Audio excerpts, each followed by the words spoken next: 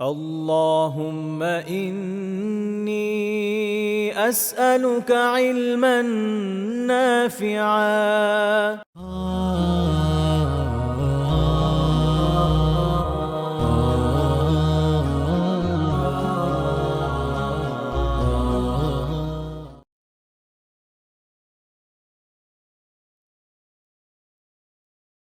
الحمد لله والصلاة والسلام على رسول الله وأشهد أن لا إله إلا الله وحده لا شريك له وأشهد أن محمدا عبده ورسوله أما بعد আল্লাহ তাআলার অশেষ শুকরিয়া যে তার মেহেরবানিতে অত্যন্ত গুরুত্বপূর্ণ একটা বিষয়ে আমরা আলোচনা করার জন্য সবাই একত্রিত হয়েছি। আসলে দ্বীনে ইলমের প্রত্যেকটা দিকে গুরুত্বপূর্ণ। এটা এরকম বলার সুযোগ আসলে নাই যে অমুক দিকটা একদমই গুরুত্বপূর্ণ না, তবে কোনোটার গুরুত্ব অন্যগুলোর থেকে একটু বেশি। তো সেই বিচারে আজকে আমরা যে বিষয়টা নিয়ে আলোচনা করতে যাচ্ছি সেটা খুবই গুরুত্বপূর্ণ একটা বিষয়, সকল সময় খুবই গুরুত্বপূর্ণ। ইসলাম আহ যখন রাসূলুল্লাহ সাল্লাল্লাহু আলাইহি ওয়াসাল্লামের মাধ্যমে তার পূর্ণাঙ্গ রূপে মানব জাতির সামনে উত্থাপিত হলো, তখন যেমন গুরুত্বপূর্ণ ছিল, আজও তেমনি গুরুত্বপূর্ণ, আগামীতেও গুরুত্বপূর্ণই থাকবে যতদিন মানব জাতি থাকবে। বিষয়টা এতই গুরুত্বপূর্ণ যে আপনারা জানেন যে একদম শেষ সময় যখন কিয়ামত কায়েম হবে, এমন একদল লোকের উপরে হবে যারা আহ এমনকি আল্লাহ তাআলার নাম নেওয়ার মতো লোকও থাকবে না, ওইরকম সময় কায়েম হবে। তো অবশ্যই এর মানে হচ্ছে যে এমন অনেক ফরজ ওয়াজিব আমল মানুষ ভুলে যাবে যেগুলো তার মনে রাখা আবশ্যক ছিল। তো এগুলো নিঃসন্দেহে কবিরা গুনাহ। আপনারা জানেন যে শয়তান অহংকারের কারণে আল্লাহ তাআলার যে দরবার তা থেকে বহিষ্কৃত হয় এবং তাকে সে লাঞ্ছিত হয়, অপদস্থ হয়, অভিশপ্ত হয়। এটার মূল কারণ একটা কবিরা গুনাহ। তো তাহলে আমরা আশা করি বুঝতে পারছি যে এটা খুবই খুবই গুরুত্বপূর্ণ একটা বিষয়, যা যে কাউকে ধ্বংস করে দিতে যথেষ্ট। আবার এটা থেকে বেঁচে থাকতে পারলে যে কেউ অনেক উচ্চ মর্তবায় পৌঁছে যেতে পারে। আমরা জানি যে নবী রাসূলগণ মাসুম হন, তারা এই সকল কবিরা গুনাহ থেকে বেঁচে থাকেন। আল্লাহ তাআলা তাদেরকে এই ধরনের এবং বিভিন্ন নিকৃষ্ট কাজ থেকে নিরাপদ রাখেন, বিধায় তারা মাসুম। এটা তাদের উচ্চ মর্যাদার একটা উম বলতে পারেন যে এটা একটা পরিচায়ক, যার মাধ্যমে আমরা বুঝি হ্যাঁ তারা আসলে এই উচ্চ মর্যাদার উপযুক্ত হিসেবে আল্লাহ তাআলা তাদেরকে সৃষ্টি করেছেন, এই গুণ তাদেরকে দিয়েছেন। তো এটা আমাদের এটা বুঝিয়ে দেয় যে গুনাহ কমতে কমতে কমতে কমতে একদম শেষ পর্যায়ে যখন এসে পৌঁছায় যে নাই, এই পর্যায়টা হচ্ছে নবীদের পর্যায়ে, মানুষের সাপেক্ষে আর কি। নয়তো ফেরেশতারাও এরকম, কারণ তাদের কোনো গুনাহই হয় না, আল্লাহ তাআলা তাদের ওই সক্ষমতা তাদের দান করেননি। তারা সবসময় আল্লাহ তাআলার অনুগত। মানব জাতির মধ্যে একদম যখন গুনাহ কমতে কমতে কমতে কমতে একদম আপনি যদি হিসাব করেন একদম জিরো, এই লেভেলটা হচ্ছে নবীদের লেভেল। গ্র্যাজুয়ালি পরবর্তী লেভেলের লোকজন থাকবে যাদের গুনাহ থাকবে কিন্তু কম থাকবে। তার মানে আমরা বুঝলাম যে আপনি যত কবিরা গুনাহ থেকে বাঁচতে পারবেন, যত নেক আমল করতে পারবেন, তত আল্লাহ তাআলার নিকটভাজন হতে পারবেন, নবীদের নিকটবর্তী হতে পারবেন। নিকটবর্তী এই হওয়ার একটা বড় গুরুত্ব হলো এই যে আপনি আমলে যত তাদের কাছাকাছি হইতে পারবেন, ততই আপনার জান্নাতে উচ্চ মর্যাদা হবে। পরকালের বিষয়টা আপনার জন্য সহজ হবে। হ্যাঁ, ইহকালে অনেক বালা মুসিবত থাকবে, কারণ নবীরাই সবচেয়ে বেশি বালা মুসিবতের উপর পড়েন। আর উচ্চ মর্তবাতে এমনি এমনি আসে না। তাহলে আমরা বুঝতে পারছি যে কবিরা গুনাহ এমন একটা ভয়ানক বিষয় যে এইটা যদি আমরা করি, আল্লাহ আমাদের হেফাজত করুন, আমিন। এই গুনার যদি কেউ করে তাহলে কি হবে, যে সে ধিকৃত তিরস্কৃত তো হবেই, সে আসলে অনুসরণ করবে শয়তানের পদাঙ্ক। অন্যদিকে যদি এখান থেকে বেঁচে থাকতে পারে, তাহলে সে অনুসরণ করবে নবীদের পদাঙ্ক এবং গ্র্যাজুয়ালি সে নিজেকে আল্লাহ তাআলার প্রিয় ভাজন বান্দা হওয়ার দিকে এগিয়ে নিতে সক্ষম হবেন। এই বিষয়গুলোই নির্ধারণ করে যে একটা মানুষ জাহান্নামী হবে কি হবে না। কারণ আলটিমেটলি একটা মানুষ জাহান্নামের সবচেয়ে বেশি শাস্তি যারা পাবে বা যে পর্যায়ের লোকজন থাকবে তাদের কথা যদি চিন্তা করেন, যেমন শিরক, যারা শিরক করবেন, শিরক হচ্ছে আকবরুল কাবায়ের, কবিরা গুনার মধ্যে সবচেয়ে বড় কবিরা গুনাহ। নিফাক, যারা জাহান্নামের সর্বনিম্ন স্তরে থাকবে, মুনাফিকিন, যাদের আকীদাগত নিফাক থাকে, এটাও একটা কবিরা গুনাহ। তো এইভাবে এই কবিরা গুনার মাধ্যমে মানুষ জাহান্নামের সর্বনিম্ন স্তরে যেমন চলে যায়, এটা থেকে যদি বেঁচে থাকতে পারে তাহলে গ্র্যাজুয়ালি সে জান্নাতের উচ্চ থেকে উচ্চ স্তরের দিকে এগিয়ে যেতে সক্ষম হবে। এই জন্য মানুষের জীবনের সাফল্যের, ইহকালীন এবং পরকালীন সাফল্যের জন্য সবচেয়ে গুরুত্বপূর্ণ যে বিষয়টা, তার মধ্যে এটা একটা, যে আপনাকে কবিরা গুনাহ থেকে বেঁচে থাকতে হবে। এখন আপনি যদি না জানেন, আমি যদি না জানি যে কবিরা গুনাহ কি, আমি কিভাবে বেঁচে থাকবো? আরেকটা বিষয় দরকার আমাদের, আজকের দর্শক হয়তো আল্লাহ যদি তৌফিক দেন এ পর্যন্ত যেতে পারি, যেটা আমার প্ল্যান আছে। সেটা হচ্ছে যে মানুষ অনেক সময় কবিরা এবং সগীরা গুনার কনসেপ্টে ভুল করে। কনসেপ্টটা ক্লিয়ার হওয়া দরকার যে আসলে আমরা কি বোঝাতে চাচ্ছি এতে। কাজে এই আলোচনা থেকে এটুকু তো বোঝাই যাচ্ছে যে আমাদের এই আমাদের যে আলোচ্য বিষয় যেটা আমরা আলোচনা করতে যাচ্ছি, এটার গুরুত্ব কত বেশি, অত্যন্ত বেশি।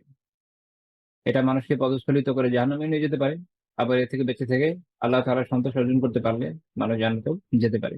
অর্থাৎ জান্নাত এবং জাহান্নামের বিষয়টা নির্ভর করছে এই বিষয়টা আপনি কেউ করলো কি এ থেকে বাঁচলো এর উপরে। মূলত তো আল্লাহ তাআলারই ফয়সালা। আল্লাহ তাআলা যদি রহমতের চাদরে ঢেকে নেন তো ইনশাআল্লাহ তাআলা আমরা জান্নাতে যাব। আর আল্লাহ তাআলা যদি আযাব দিতে চান কে আটকাবে?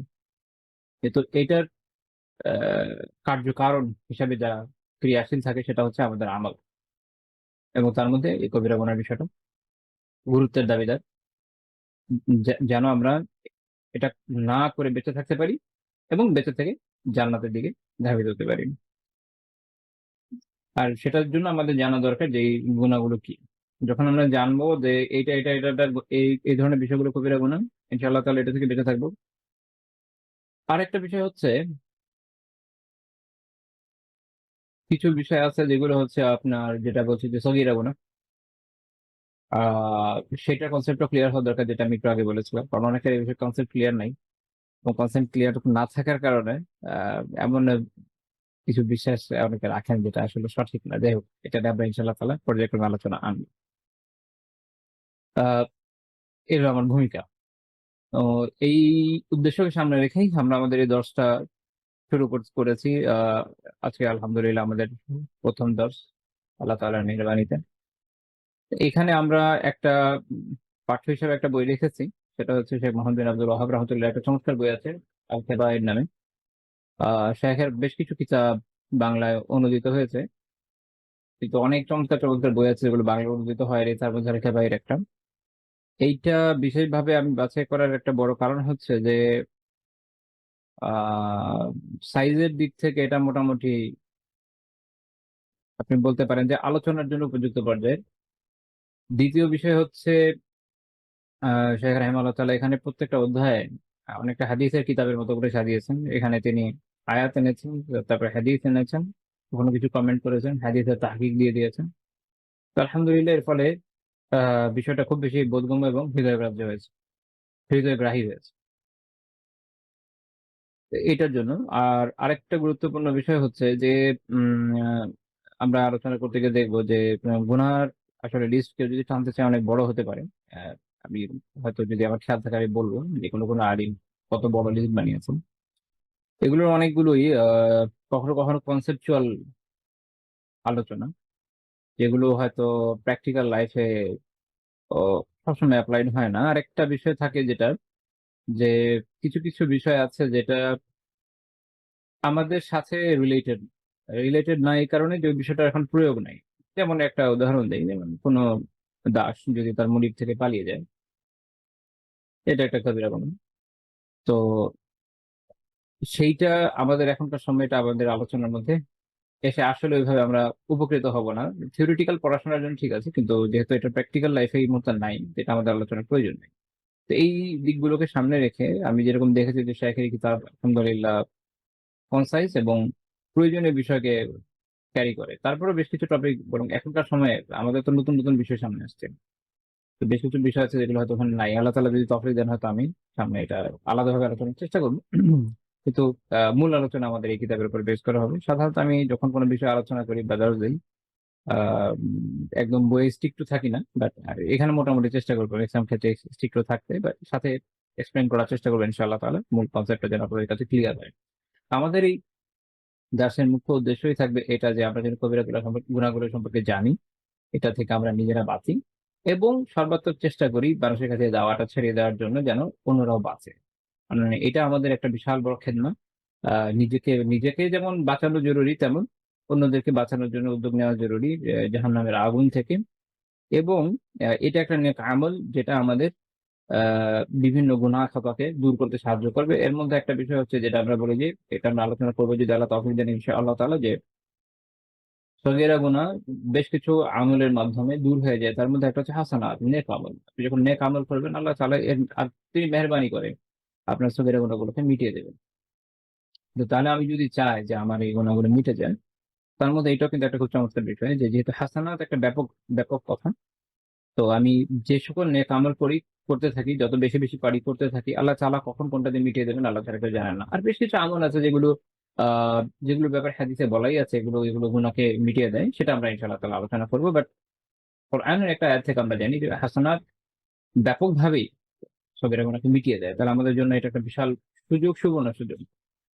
তো যদিও সগীরা গুনাহ কথাটা শুনলে অনেকের কাছে মনে হচ্ছে খুব ছোট কিছু হবে, একদম খুব বেশি সিরিয়াসলি নেওয়ার কিছু নেই। সেটা আসলে এরকম না। আমরা ইনশাআল্লাহ আলোচনায় দেখব যে মানুষ সগীরা গুনাহ দ্বারা আসলে কনসেপচুয়ালি কি ভুলটা করে থাকে। তো তাহলে আমরা আমাদের মূল আলোচনা ইনশাআল্লাহ তাআলা শুরু করি। আম আচ্ছা, আমি আসলে সাধারণত দার্স শুরু করলে দর্শে চলে যাই, তো আমি কখন নিজের ইন্ট্রোডাকশন দিতে সবসময় ভুলে যাই। যারা এখানে উপস্থিত আছেন তারা কিন্তু আমাকে চেনেন, আর যারা চেনেন না, আমার নাম হচ্ছে নাজরুল কারীম। যেটা আপনারা আপনাদের ইয়েতে দেখেছেন। আমি ইসলামিক স্টাডিজ অনার্স এবং মাস্টার্স করেছি, আর হাইয়াতুল আউলিয়া থেকে দাওরায়ে হাদিস করেছিলাম আলহামদুলিল্লাহ। এটা হচ্ছে আমার একাডেমিক্যাল ক্রেডেনশিয়াল আর কি। আর বিভিন্ন এখন পর্যন্ত ইসলামিক প্রকাশনার সাথে একটা লম্বা সময় কাটিয়েছি। বেশ কিছু বইয়ের অনুবাদ আমার এবং সম্পাদনা বাজারে আছে আলহামদুলিল্লাহ। নিজের আহ, আধা বা আধাটাই ধরেন, আধাটা মৌলিক বইও আছে যেহেতু কো রাইটার ছিলাম। তো এ হচ্ছে আবার এখানে কিছু বইপত্রের বিষয়ে কিছু কাজ অনলাইনে। আলহামদুলিল্লাহ এখন পর্যন্ত একটা লম্বা সময় বিভিন্ন জায়গায় দার্স তাদরিসের কাজ হয়েছে। আপনাদের এখানে এলম নাফিয়াতেও আমার আরেকটা দর্শ চলমান আছে, সেটা হচ্ছে জীবন আচরণের নববী আদর্শ। আমি যারা এখানে আসছেন ওইটাতে ছিলেন না, তাদেরকে আমি অবশ্যই আহ্বান করবো সেটা আপনারা অংশ নেন ইনশাল্লাহ তাহলে। ওখানে আমরা অনেক দূরে গিয়েছি, 27টা ক্লাস হয়ে গেছে।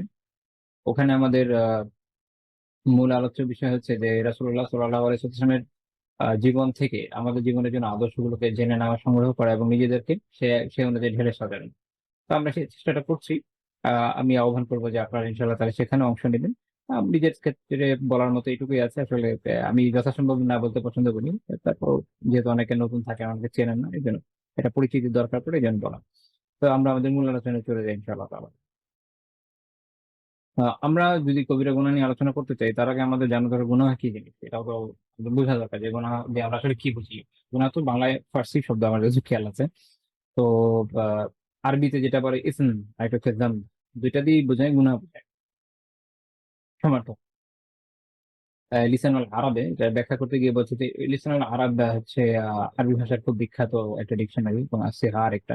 তো এখানে ব্যাখ্যা আছে এরকম কি যে বলা হয় যে আইয়া আমালা মালা ইয়াহিল্লু লাহ। কেউ যখন তার জন্য যে হালাল নয় এমন কিছু করে, হালাল নয় মানে হচ্ছে হারাম কিছু যখন করে, এটাকে বলা হচ্ছে ভাষায় ইসম অর দাম। এটা হচ্ছে গুনাহ। অর্থাৎ গুনাহ হচ্ছে এই জিনিস যেটা কেউ যখন করছে, এমন কিছু করছে যেটা তার জন্য বৈধ নয়, তার জন্য হালাল না, তাহলে হালালের বিপরীত হচ্ছে হারাম। এবং ওখানে আমরা গুনাহের বিষয়টা পেয়ে যাচ্ছি। আর পারিভাষিক ভাবে যদি বলা যায় যে ইসতিলাহ বা পারিভাষিক ভাবে, কারণ প্রত্যেকটা বিষয়ের একটা হয় শাব্দিক। শাব্দিক অর্থ সবসময় পারিভাষিক অর্থে ক্যারি করবে এরকম হওয়া জরুরি না। কারণ যেমন ধরুন সলাৎ অর্থ দোয়া, কিন্তু আমরা যখন সলাৎ পড়ি এটা একটা পারিভাষিক বিষয় আমাদেরকে বোঝায়, যেটা আবিধানিক অর্থ থেকে দূরে। কিছু কিছু প্রয়োগ আছে কিন্তু পারিভাষিক ভাবে বিষয়টা একটু ভিন্ন অর্থ বহন করে।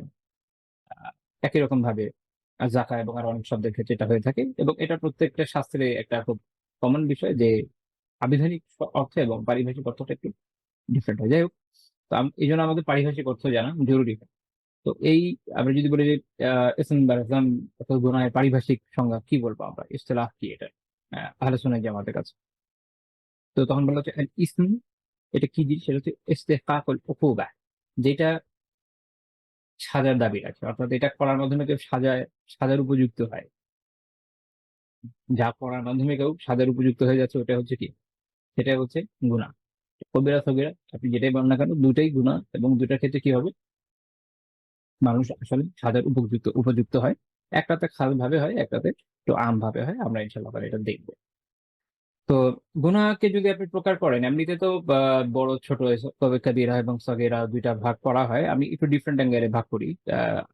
আরেকটা ভাগ উপস্থাপন করছি। এই ভাগটাও বিভিন্ন আলিম কিতাবে উল্লেখ করেছেন। সেটা হচ্ছে আমি যদি এভাবে দেখি, এক ধরনের গুনাহ আছে যেটা একদমই ক্ষমার অযোগ্য। আরেক ধরনের গুনাহ আছে, হ্যাঁ, এটা ক্ষমার যোগ্য বলতে আল্লাহ আযজা ওয়া জাল এটা চাইলে তওবা ছাড়াও মাফ করে দিতে পারেন। চাইলে তওবা ছাড়াও মাফ করে দিতে পারেন। এটা হচ্ছে এক ধরনের গুনাহ। আরেক ধরনের গুনাহ আছে যে কেউ যদি তওবা না করে, এখান থেকে ফেরত না আসে, তাহলে সেই গুনাহ আল্লাহ কখনোই ক্ষমা করেন না। এটা হচ্ছে ক্ষমা অযোগ্য গুনাহ। সেটা হচ্ছে শিরক আকবার বা বড় শিরক, যেটা দিয়ে মানুষ ইসলাম থেকে খারিজ হয়ে যায় যদি ইসলামে থাকা অবস্থায় করে। আর যদি বাইরে এটা করতে থাকে তাহলে ইসলামে আসবেই না। তো আ শিরক আকবার, বড় শিরক, অর্থাৎ আল্লাহ তাআলার, আমরা জানি যে আল্লাহ তাআলা তাওহীদ, আল্লাহ তাআলার একত্বের মধ্যে যখন কেউ অংশী সাব্যস্ত করে, এটা হচ্ছে শিরক। এটা হচ্ছে বড় শিরক। আ যদি একদম সমপর্যায়ের মতো চিন্তাভাবনায় চলে আসে। সেটা কোন জায়গায় হতে পারে? সেটা হয় উলুহিয়া, আল্লাহ ইবাদতের ক্ষেত্রে আল্লাহ তাআলা একমাত্র আ উপযুক্ত সত্তা। কেউ যদি আল্লাহ তাআলার উলুহিয়াতের ক্ষেত্রে বা ইবাদতের ক্ষেত্রে আল্লাহ তাআলার সাথে শিরক করে, অর্থাৎ যেই বিষয়গুলোকে আল্লাহ তাআলার জন্য ইবাদত হিসেবে স্বীকৃত, যেমন ধরেন সালাত, সিয়াম, হজ, আ বাইতুলের পাশে তাওয়াফ করা, তারপরে ধরেন দোয়া করা, আ আল্লাহ তাআলার এই যে বিভিন্ন ধরনের ইবাদত যেগুলো আল্লাহ তাআলার জন্য খাস। তারপর ধরেন আল্লাহ তাআলার উদ্দেশ্যে কোরবানি করা। এখন এগুলো যখন কেউ অন্য কারো সাহায্যের উদ্দেশ্যে করবে, অন্য কারো সন্তোষের জন্য করবেন, আল্লাহ তাআলার সাথে তখন সে শিরক করে ফেলবে ইবাদতের ক্ষেত্রে। এছাড়া একটা হচ্ছে আল্লাহ তাআলার যে রুবুবিয়্যাহ, তিনি যে রব হিসেবে এক, তিনি যে আমাদের সৃষ্টিকর্তা, পালনকর্তা, বিধানদাতা, তারপরে আম এরকম আরো বেশ কিছু গুণ যেগুলো আল্লাহ তাআলার রয়েছে, এগুলোর ক্ষেত্রে তিনি যে একক সত্তা। এখানে যদি কেউ শিরক করে, কেউ যদি মনে করে যে এই বিশ্ব চরাচর পরিচালনার জন্য আল্লাহ তাআলার একজন সহায়ক আবশ্যক, যাতে ছাড়া সে ইয়াউযুবিল্লাহ তিনি চলতে পারেন না, তখন সেটা কি হয়ে যাবে? রুবুবিয়্যাতে শিরক হয়ে যাবে। বা কেউ মনে করলো যে ৩ জন মহাদেবতার উপর আল্লাহ আযজা ওয়া জাল এরকম ক্ষমতা ছেড়ে দিয়েছেন বিশাল অংশের পরিচালনা। কেউ প্রাণ তৈরি করে, কেউ প্রাণ সংহার করে, কেউ রিজিক বন্টন করে। রুবুবিয়্যাতের মধ্যে শিরক হয়ে যাবে। এরকমভাবে কেউ যদি এরকম মনে করে যে আল্লাহ আযজা ওয়া জাল একটা বিশাল ফোর্স তৈরি করেছেন মানুষের মধ্য থেকে, যারাই আসলে দুনিয়াটাকে চালায়। হ্যাঁ? আল্লাহ তাআলা তাদের হাতে সব ছেড়ে দিয়ে বসে আলিয়াযুবিল্লাহ ছেড়ে দিয়েছে। তাই এটা যদি মনে করে তাহলে এটা হচ্ছে রুবুবিয়্যাতের ক্ষেত্রে শিরক হয়ে যায়। একই রকমভাবে কেউ যদি মনে করে যে আল্লাহ ব্যতীত অন্য কেউ সন্তান দেওয়ার ক্ষমতা রাখে, রুবুবিয়্যাতে শিরক হয়ে যায়। আর আরেক ধরনের শিরক হয়ে যাচ্ছে আসমা ওয়াস সিফাত। অর্থাৎ আল্লাহ তাআলার কিছু সুন্দর নাম এবং গুণাবলী রয়েছে যেটা আল্লাহ তাআলার জন্য খাস, এটা আর কারোর জন্য হওয়া সম্ভব নয়। এই জায়গাগুলোতে যখন কেউ শিরক করছে, তখন সে আসমা ওয়াস সিফাতে শিরক করছে। তো এই ৩ ধরনের শিরক আমরা যদি সংজ্ঞা অনুযায়ী ভেঙে বলি, তাহলে ৩ ধরনের ক্ষেত্রে শিরক হয়। এখন পারিভাষিকভাবে যদি আমি একটু বোঝার চেষ্টা করি যে শিরক দিয়ে আসলে আমরা কি বুঝি? শিরক হচ্ছে, যেমন শাইখুল ইসলাম ইবনে তাইমিয়া রাহিমাহুল্লাহ তাআলা আল-ইস্তিকামা ওনার একটা কিতাব আছে। সেখানে উনি বলছেন যে শিরকের আসল কি? আসলে শিরকের মূল কি? সেটা হচ্ছে আল্লাহ তাআলার সাথে তার মাখলুকাতকে সমপর্যায়ে গণ্য করা। এটা যখন কেউ করছে তখন সে কি করছে? শিরক করছে। ওই যে আবার ওই জায়গায় যেতে পারি। কোন জায়গায়? যেমন উলুহিয়াতে করে বা রুবুবিয়াতে করে বা আসমা ওয়া সিফাতের ক্ষেত্রে করে। শেখ মোহাম্মদ বিন আব্দুল ওয়াহাব রাহমাতুল্লাহি আলাইহি তিনি তার থেকে একটা বক্তব্য আছে। তিনি এরকম বলেছেন, তিনি একটা যেমন একটা উদাহরণ দেখিয়ে ওখান থেকে তিনি বলছেন যে এর মধ্যে একটা হচ্ছে এরকম যে কেউ যদি আল্লাহ তাআলার সাথে আল্লাহ তাআলার পাশাপাশি অন্য কাউকে আহ্বান করে এবং আর কোন একটা ইবাদতে যেটা আল্লাহ তাআলার নির্দেশ দিয়েছেন, আমাল্লাহু বিহা, আল্লাহ তাআলা নির্দেশ দিয়েছেন এমন কোন ইবাদত, সেখানে সে আল্লাহ ব্যতীত অন্য কারো সন্তুষ্ট কামনা করে, তখন সে কি করছে? এখানে একটা শিরক করছে। তবে এটা হচ্ছে প্র্যাকটিক্যাল সেন্সে যে এই কাজ করার মাধ্যমে আসলে মানুষ শিরকের মধ্যে পড়ে যায়। শেখ আব্দুর রহমান বিন নাসির সাঈদী রাহিমাহুল্লাহ তাআলা একটা খুব চমৎকার তাফসীর আছে, তাফসীরুল কারীমির রহমান, এই যেটা তাফসীর সাঈদী নামে প্রসিদ্ধ। তো উনি এখানে শিরকের ব্যাখ্যা করতে গিয়ে বলছেন যে শিরকের হাকিকাত কি? শিরকের প্রকৃত স্বরূপ কি? সেটা হচ্ছে এরকম, ইয়াবুদুল মাখলুক কামা ইয়াবুদুল্লাহ। যেভাবে আল্লাহ তাআলার ইবাদত করা হয়, সেভাবে যদি মাখলুকের ইবাদত করা হয়। আও ইউআযিম কামা ইউআযিমুল্লাহ, অথবা আল্লাহ তাআলার যেভাবে বরত্ব ঘোষণা করা হয়, সেভাবে যদি মাখলুকের কোনো বরত্বকে দেখানো হয়। দেখা যাচ্ছে যে কেউ অনেক ক্ষেত্রে এরকম হয় যে এমন ধরনের কথা বলবে আলিয়াউযু বিল্লাহ, যেটা থেকে আল্লাহ তাআলার সমপর্যায়ের বরত্ব দেখানো হয় বিভিন্ন ক্ষেত্রে।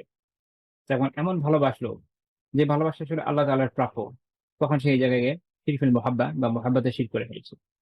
এরকম বিভিন্ন ক্ষেত্রে হতে পারে। আল্লাহ তাআলা অসন্তুষ্ট হয়ে যাবেন, এটা নিয়ে মাথা ব্যথা নাই। কিন্তু মাথা ব্যথা হচ্ছে যে কোনো দেবতা বা কোনো বাবা বা যেকোনো কেউ খুব অসন্তুষ্ট হয়ে যাবে, ওই টেনশনে শেষ। তখন সে আল্লাহ তাআলার জায়গায় কোনো একজন মাখলুককে অনেক বেশি বড় মনে করেছে। তো এটা আমাদের খেয়াল রাখা দরকার, যেগুলো হচ্ছে শিরকের মূল এসেন্স, যে শিরক কিভাবে হয়।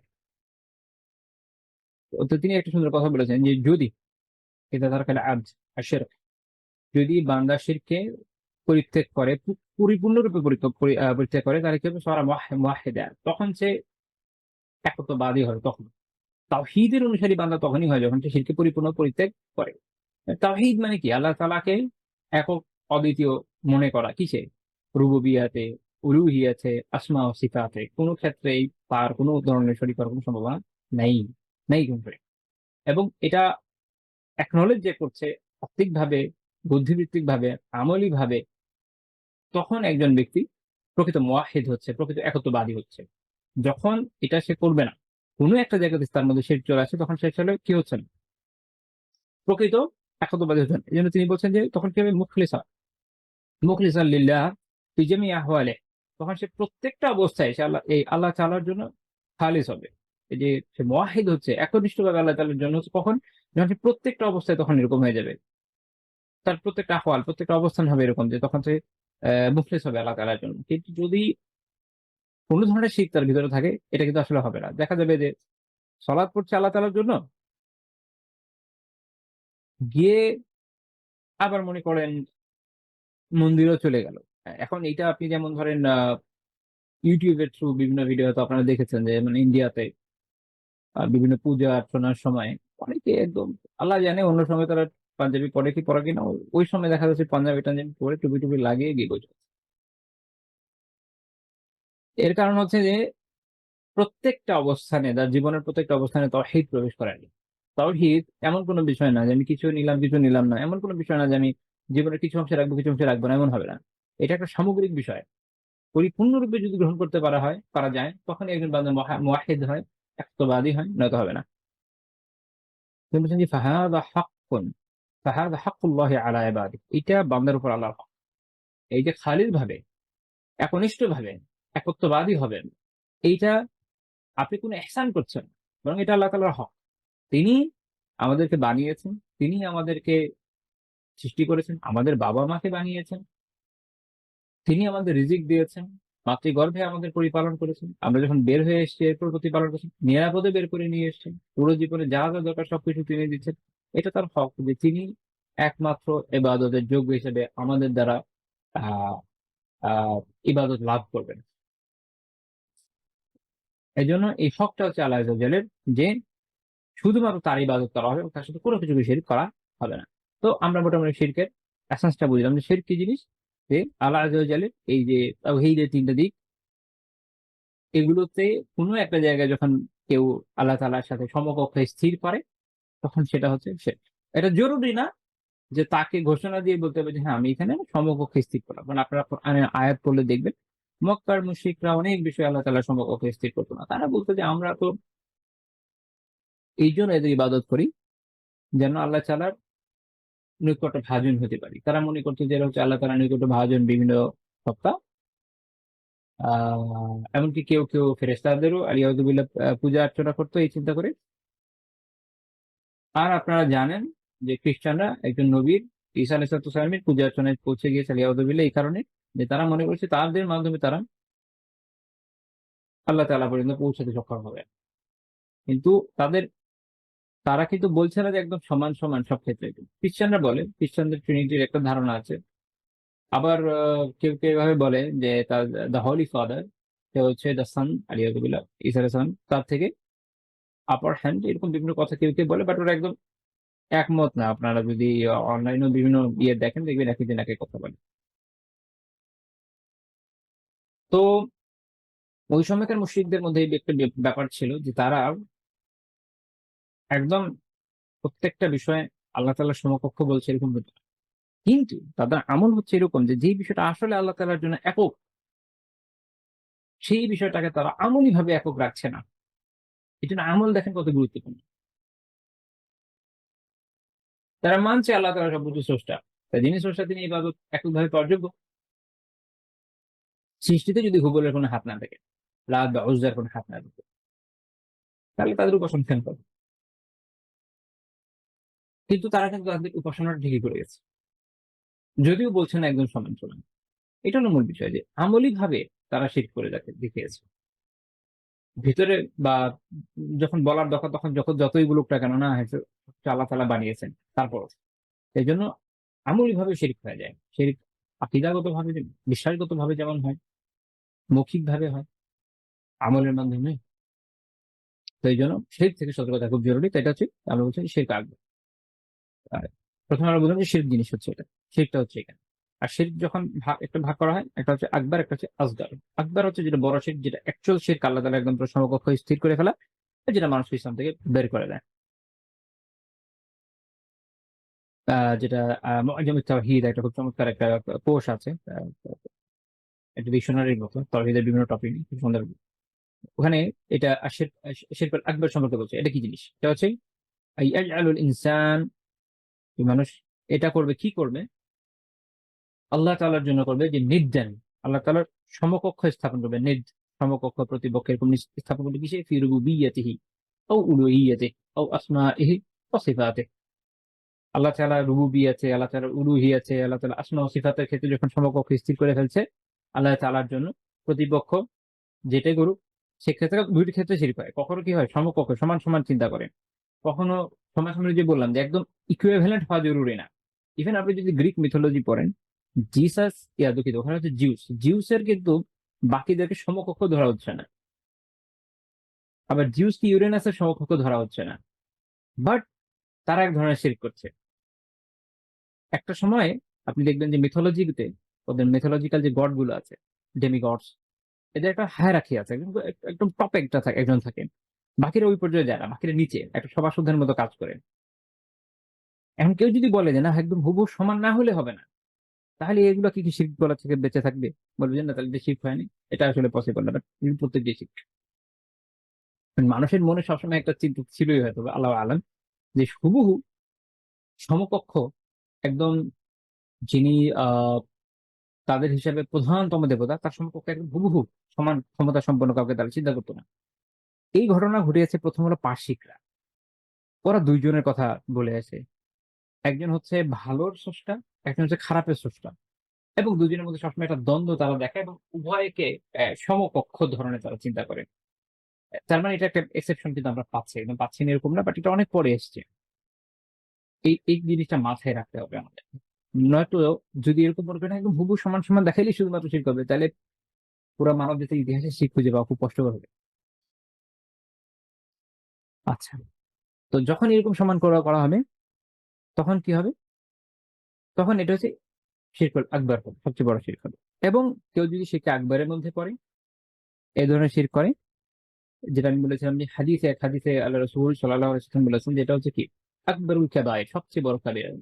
বাট কবিরা গুনাহ থেকে এটা আমি আলাদা আলোচনা করছি, কারণ এটা ওই জিনিস যেটা আল্লাহ তাআলা তওবা ছাড়া, তাওহীদে আসা ছাড়া মাফ করবেন না। আল্লাহ তাআলা সূরা আন-নিসায় বলছেন 38 নম্বর আয়াতে, ইন্নাল্লাহা লা ইয়াগফিরু আন ইউশরাকা বিহি। আল্লাহ তাআলা তার সাথে শিরক করাকে ক্ষমা করেন না। আল্লাহ তাআলা এটা ক্ষমা করেন না। এবং আল্লাহ তাআলা এটা ঘোষণা দিয়ে দিয়েছেন। অনেকে এরকম মনে করে যে আল্লাহ চাইলে তো মাফ করে দিতে পারেন। এখানে একটা কনফ্লিক্টের ইস্যু আছে। যিনি স্রষ্টা, তার কথা চূড়ান্ত। তিনি যা বলেছেন, তিনি নিজেই যদি তার বিপরীত করেন, তাহলে তিনি তিনি তার নিজের গুণকে নিজে নাকচ করে নিচ্ছেন। এটা ভয়ানক বিষয়। এটা হওয়া সম্ভব না। এটা অবান্তর এবং অবাস্তব। এটা হবে না।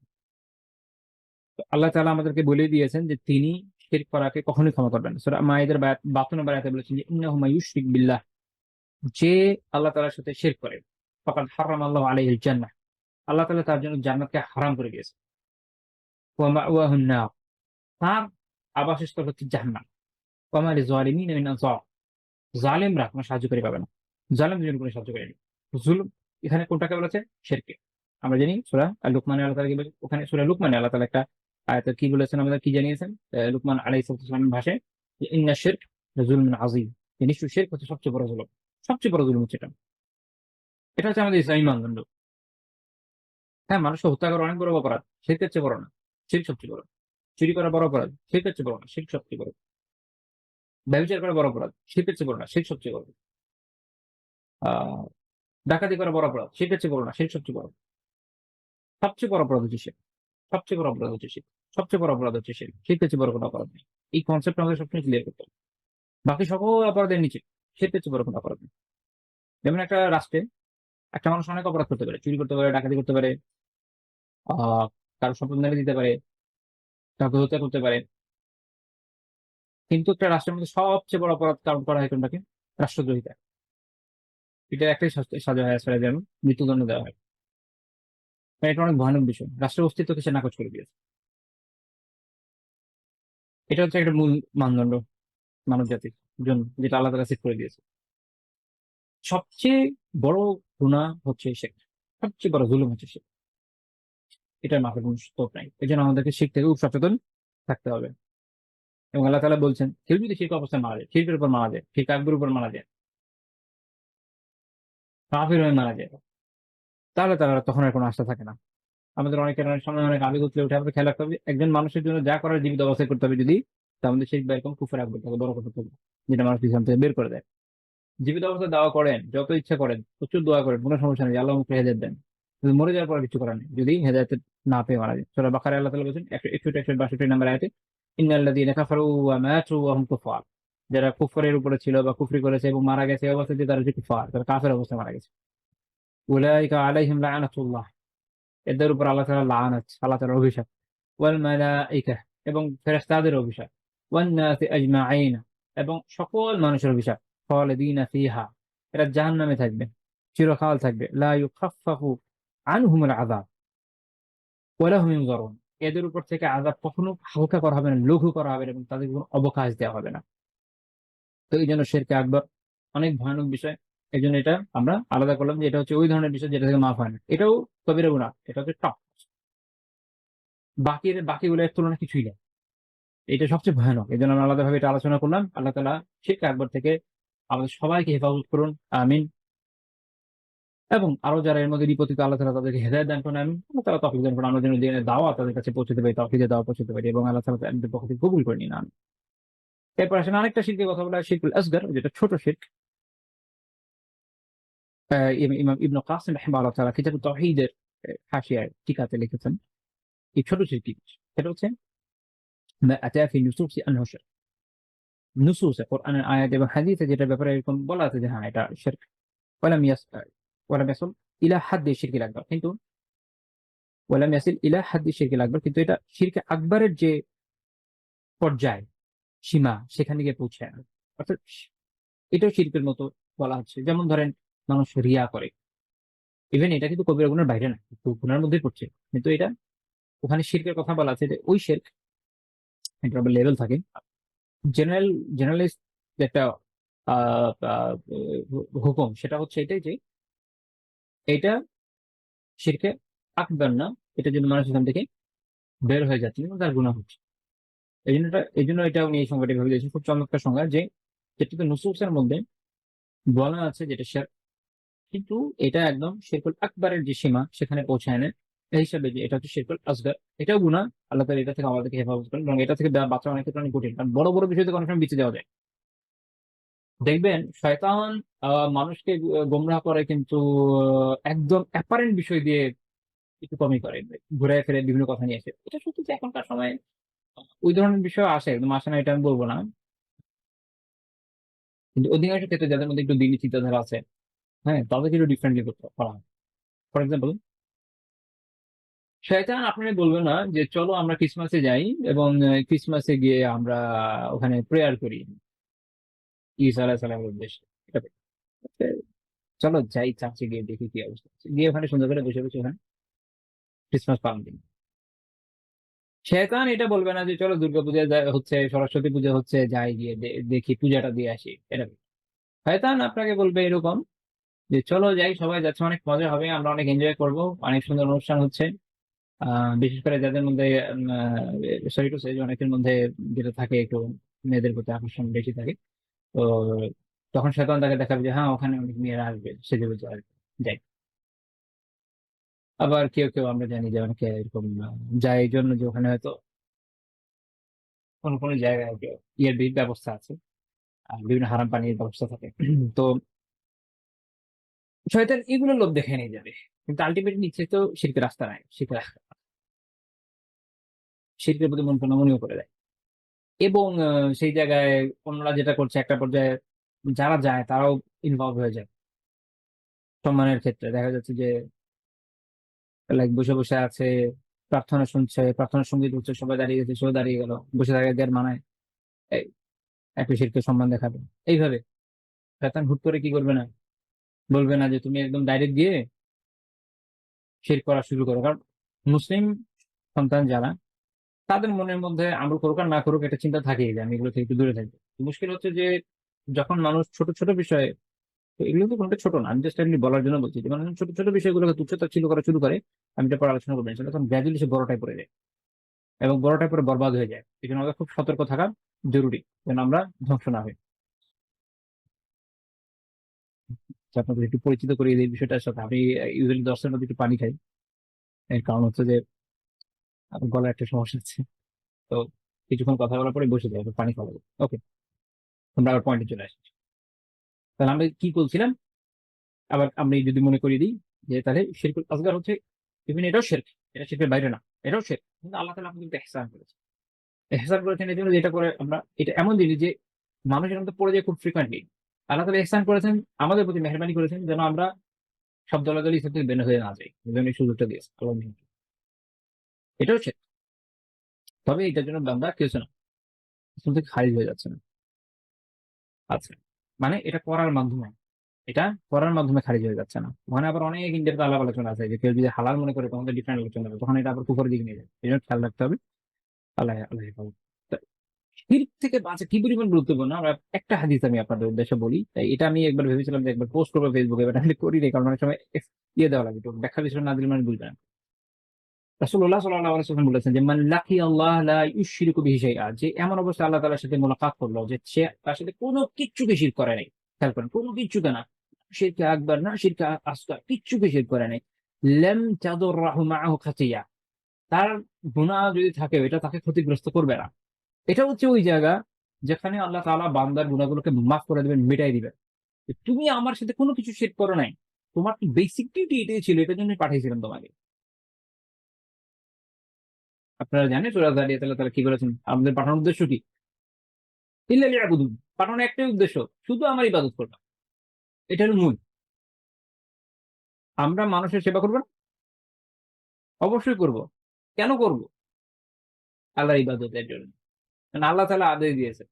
আমরা হাদিস থেকে জানি যে জমিনে যারা আছে তাদের প্রতি রহম করে, আসমানে যিনি আছেন তিনি তাদের প্রতি রহম করেন। আমাদের জীবনে সব ইবাদত, কোন ইবাদতের বাইরে নাই। আমরা যদি ফ্রেমওয়ার্কের ভিতরে থাকি পুরো লাইফ ইবাদত। ফ্রেমওয়ার্কের বাইরে চলে আসবো, কি হয়ে থেকে কি হয়ে যাবে আল্লাহ ছাড়া কেউ জানে না। খেয়াল রাখতে হবে। তো আমরা এই জন্য আমরা কেন প্রেরিত হয়েছি? আমরা প্রেরিত হয়েছি আল্লাহ তাআলা ইবাদতের জন্য। By this or that form, কোনো না কোনো ফর্মে। কোনোটা এমন ইবাদত যেটা সরাসরি দেখতে আপনার মনে হচ্ছে এটা ইবাদত, সালাত আদায় করছি, যাকাত দিচ্ছে কেউ বা সিয়াম পালন করছে, এটা একদম সামনে জাজল্যমান দেখছেন ইবাদত করছে। কোনোগুলো কোনোটা এরকম না, সরাসরি দেখে হয়তো বোঝা যাচ্ছে না, বাট ওটা ইবাদত। আপনি হালাল কামাই করছেন হারাম থেকে বাঁচার জন্য। আপনি জানেন ইসলাম বলেছে হচ্ছে কাসবুল হালাল ফারিদাতুন বা'দাল ফারিদা, হালাল উপার্জন করছে ফরজের পরে দ্বিতীয় স্তরে ফরজ। আপনি ইসলামের বিধান পালনের জন্য আমল করছেন, ইবাদত। আপনি আপনার পরিবারের ভরণ পোষণ করবেন, কারণ আপনি জানেন হাদিসে এসেছে যে তোমার জন্য তোমার পরিবারের হক আছে, আপনার শরীরের হক আছে। হক আদায় করার জন্য উপার্জন করছেন, হালাল খাচ্ছেন, পরিমিত পরিমাণে, সীমা লঙ্ঘন করছেন না, আল্লাহ তাআলার ভয়ে, তাকওয়ায়, ইবাদত। বাহ্যিকভাবে দেখে হয়তো মনে হচ্ছে না, কিন্তু এবার প্রত্যেকটা প্রাণী যার জান আছে তার প্রতি রহম করা, এটা ইসলামের একটা বিধান। এর উপর বেস করে আপনি একটা রাস্তার কুকুরকেও যদি খাবার দেন, ইবাদত।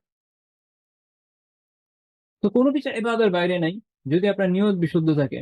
পড়েছেন না বারবার, ইন্নামাল আমাল বিন্নিয়াত, এটি প্রত্যেকটা আমল নিয়তের উপর নির্ভরশীল। ওই হাদিস এরপরে কি আছে, যে হিজরত করেছে এই জন্য, লিল্লাহি ওয়া লিরাসূলিহি, আল্লাহ এবং তার রাসূলের জন্য, সে তার হিজরত ওটা আল্লাহ এবং তার রাসূলের জন্য কাউন্ট হবে। আর যদি এরকম হয়, ওটা একটা ঘটনা ছিল যে একজন বিয়ে করার জন্য হিজরত করেছিলেন, তো এই জন্য আল্লাহ রাসূল পরে কি বলেছিলেন সাল্লাল্লাহু আলাইহি ওয়াসাল্লাম, তখন বলেছেন যে যদি এরকম হয় যে সে এই জন্য করলো, যে বিয়ে করার জন্য সে হিজরত করলো, তাহলে ওই হিজরত কি হবে, যার জন্য হিজরত করেছে তার উদ্দেশ্যে পরিগণিত হবে। এটা যদিও আমল, হিজরত করা অনেক বড় বিষয়। ওই সময়কার সময় মক্কা থেকে মদিনাতে চলে আসা, কাফেরদের রক্তচক্ষু উপেক্ষা করে, এবং ওই সময় কারো ঈমান গ্রহণযোগ্য হওয়ার বড় শর্ত ছিল হচ্ছে হিজরত করা। সেরকম সময় একটা লোক বাহ্যিক ভাবে আমল করেছে হিজরা, কিন্তু সেই হিজরত কিন্তু আল্লাহ এবং তার রাসূলের সন্তুষ্টির জন্য না, হয়েছে হচ্ছে একজন নারীকে বিয়ে করার জন্য। অ্যাজ এ রেজাল্ট, ইলা মা হাজার ইলাইহি, যার জন্য সে হিজরত করেছে তার জন্য পরিগণিত।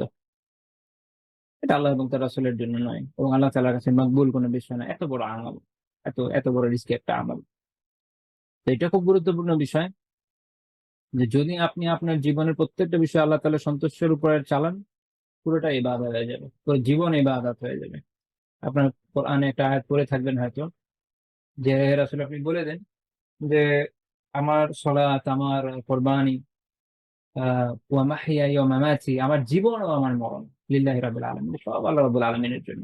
আমার জীবন এবং মরণ পুরোটাই ইবাদত, এবং পুরোটাই আল্লাহ তাআলার সন্তুষ্টির জন্য। ইসলামের সেন্সটা হচ্ছে এরকম। এটা আমি ক্লিয়ার করলাম যেন আমরা কনফিউশনে না ভুগি। আল্লাহ তাআলা আমাদের একটা দৃষ্টিভঙ্গি দিয়েছেন, আমাদের ওয়ার্ল্ড ভিউ আলাদা। আমরা ওই আশেপাশের ৮-১০ জনের মতো তো রাখবো না। আমাদের ওয়ার্ল্ড ভিউটা এরকমই, যে আমরা এখানে আল্লাহর জমিনে আল্লাহর দিন প্রতিষ্ঠার কাজ করি। আমার নিজের জীবনে, সমাজে, রাষ্ট্রে, সব জায়গায় যেভাবে আল্লাহ এবং তার রাসূল আমাদেরকে জানিয়েছেন, দ্যাটস ইট। আমরা আমরাও ওই আমল করি যেটা হয়তো ৮-১০ জন হয়তো করছে, এবং তার থেকেও ভালোভাবে করি, এই জন্য যে আমাদের আমলের উদ্দেশ্য থাকে আল্লাহ আযজা ওয়া জাল্লার সন্তুষ্টি, নেক কাজে, কল্যাণ কাজে। যেখানে অন্যদের থাকে শুধুমাত্র আত্মতুষ্টি, অথবা মানুষ ভালো বলবে ইত্যাদি। আমাদের আলহামদুলিল্লাহ আল্লাহ তাআলার মেহেরবানি, এর মাধ্যমে আমাদের আমলের মান মর্যাদাও অনেক বাড়ে।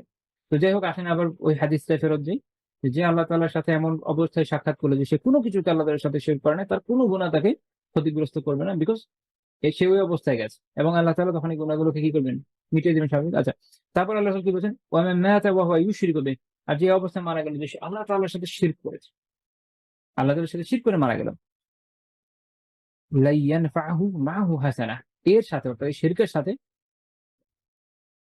হাসানা বা ভালো কাজ, কল্যাণমূলক কাজ, নেক কাজ, এটা তার জন্য কোনো কাজে আসবে, তার কোনো উপকার করবে না।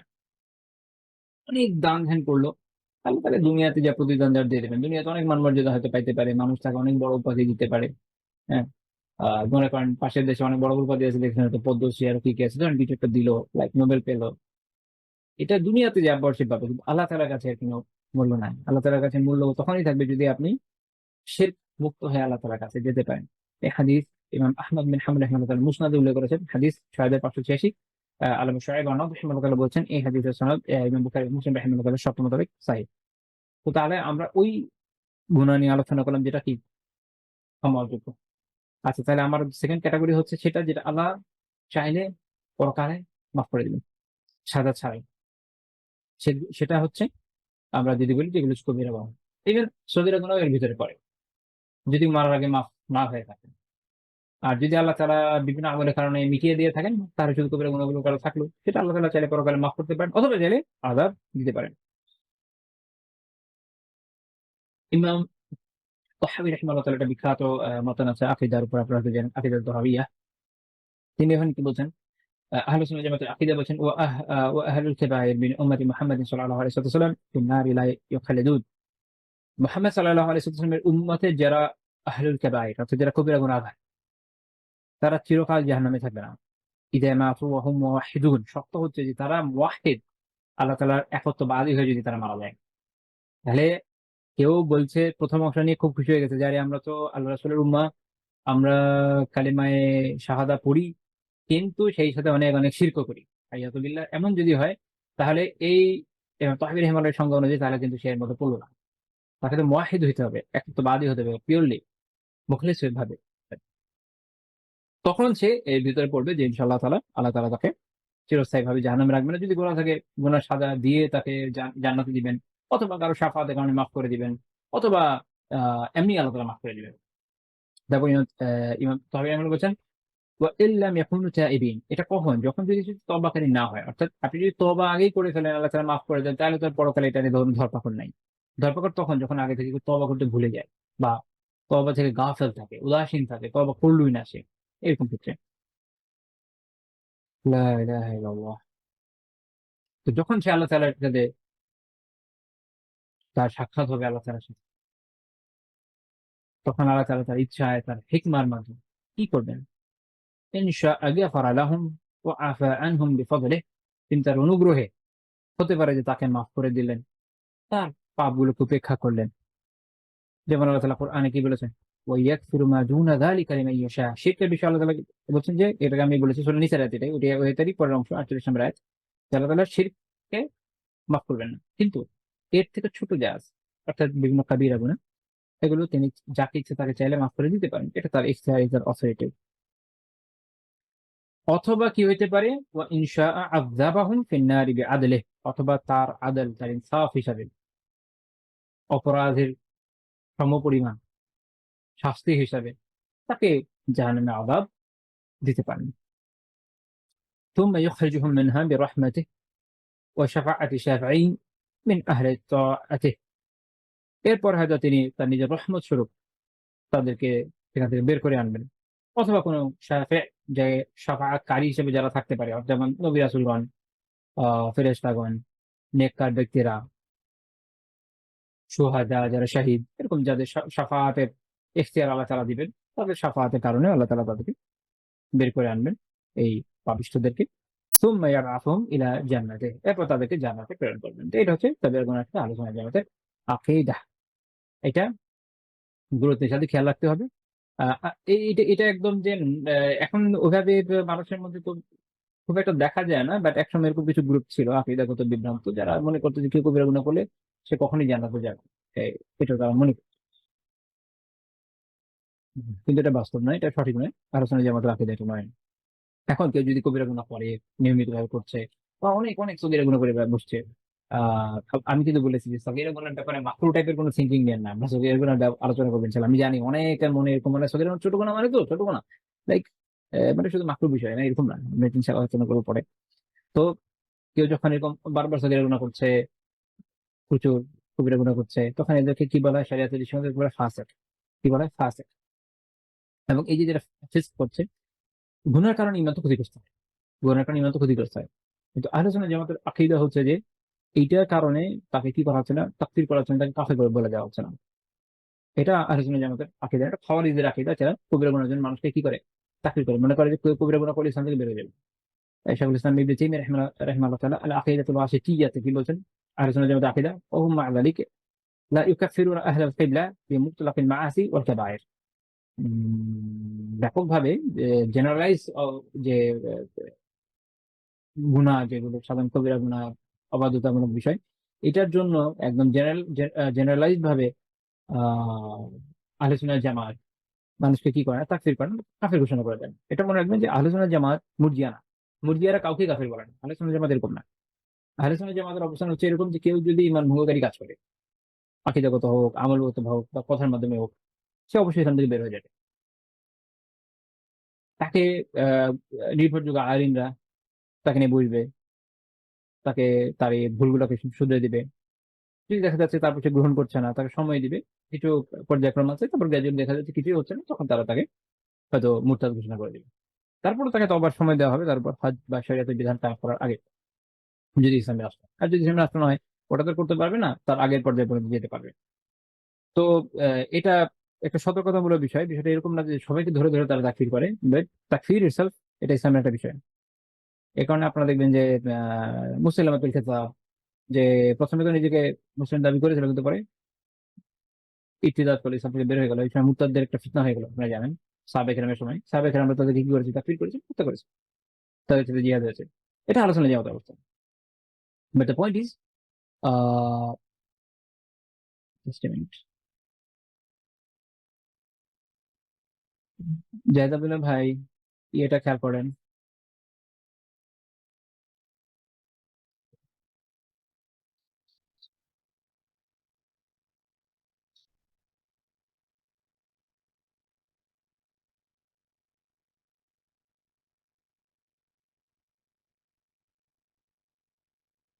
হুম, আমরা আমাদের আলোচনায় চালিয়ে যাই ইনশাআল্লাহ তাআলা। যেটা বলছিলাম তো আহলে সুন্নাহ জামাতের অবস্থান হচ্ছে এরকম যে কেউ যখন কবিরা গুনাহ করছে, শুধু কবিরা গুনাহের জন্য তাকে তাকফীর করা হয়। সেটা কখন করা হয়? যখন সে একদম ইসলাম থেকে বের হয়ে যাওয়ার মতো কোনো কাজ করে। ঠিক আছে? একটু আগে যেমন উদাহরণ দিলাম যে সাহাবায়ে কেরাম করেছে। মুরগিয়ারা মনে করে যে কখনোই হবে না। এটা একটা ভিন্ন বিষয়। এটা এক ধরনের গুনাহ। আর যারা হচ্ছে আপনার খাওয়ারিজ, তারা কি মনে করে? তারা যে কোনো কবিরা গুনাহের জন্য মানুষকে কি করে দেয়? তাকফীর করে দেয়। যেমন কেউ জিনা করলো, এটা কবিরা গুনাহ। জিনা করেছে মানে ইসলাম থেকে বের হয়ে যাবে। তাহলে হচ্ছে এরকম।